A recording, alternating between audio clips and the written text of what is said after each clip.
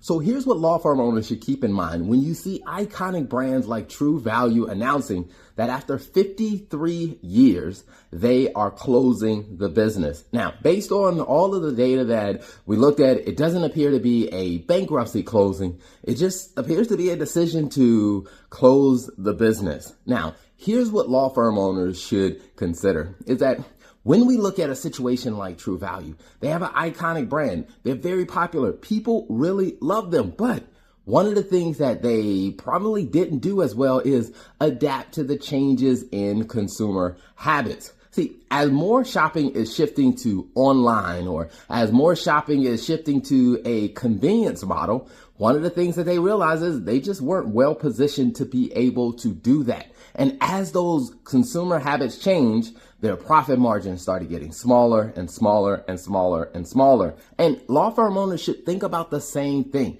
As you look at your consumers' habits, as they start to change, it's like, are you adapting in a way that still allows your firm to be profitable?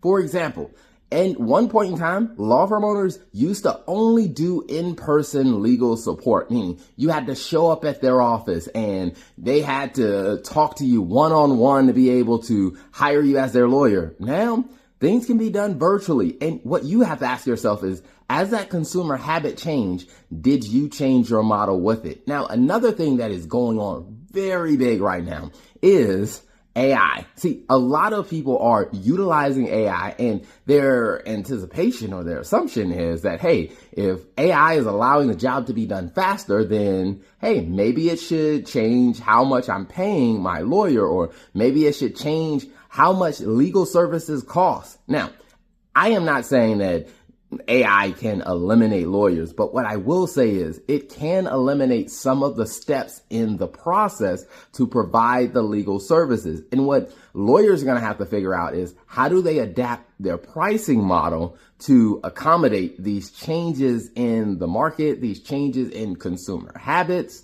Because people will start to question more and more, like, hey, what am I really paying for? Is this process is being changed or augmented by AI? Like, why am I still paying the same price? And so that is something that lawyers and law firms need to start to consider. And some of that may be looking at a mixed pricing model, or really starting to scope out the casework that you do and really look at it and say, hey, this part of the case, it costs this much. But once we get to this, you really need my legal expertise to help you navigate this part of the case. So this part, we're going to do, let's say, hourly billing, or we're going to do another fee structure or value-based billing. Like, these are conversations that you should start having. Now, if you don't have a CFO to help you kind of think through this, this would be a very great place for you to either hire a CFO or start talking to a fractional COO about what should we do? How do we change our operations to accommodate